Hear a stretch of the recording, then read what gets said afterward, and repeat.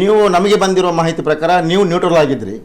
Neutral ಆಗಿದ್ದ ಸಮಯದಲ್ಲಿ ನೀವು ಕಾಂಗ್ರೆಸ್ ಅಲ್ಲೂ ಅಪೇಕ್ಷಿತರು, ಬಿಜೆಪಿಯಲ್ಲೂ ಅಪೇಕ್ಷಿತರು ಆ ಸಮಯದಲ್ಲಿ ಅಂತ ಎಲ್ಲಾ ಮಾಧ್ಯಮಗಳು ವರದಿ ಮಾಡಿತ್ತು.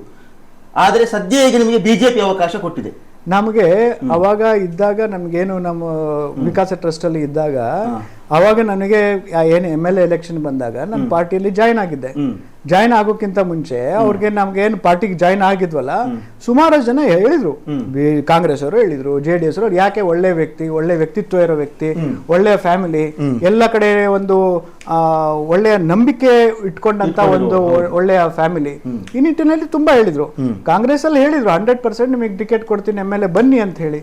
ನನ್ನ ಸಂಬಂಧಿಕರು ಎಲ್ಲೋ ದೇವರ ಅಪ್ಪಣೆ ಕೇಳಿದಾಗ ದೇವರ ಅಪ್ಪಣೆನೂ ಆಗಿತ್ತು, ಗೆಲ್ತಿಯ ಹೋಗು ಅಂತ.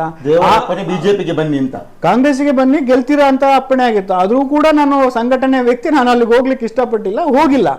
ಅದ್ರ ಮೇಲೂ ಈ ತರ ಹೂವಾಪೋಗಳನ್ನ ಹಾಕ್ತಾರೆ ಅಂದ್ರೆ ಅದು ಅವರವರ ಮೂಗಿನ ನೇರಕ್ಕೆ ಮಾತಾಡ್ತಾರೆ, ಅದಕ್ಕೆ ತಲೆ ಕೆಡಿಸ್ಕೊಳ್ಳೋ ಅವಶ್ಯಕತೆ ಇಲ್ಲ.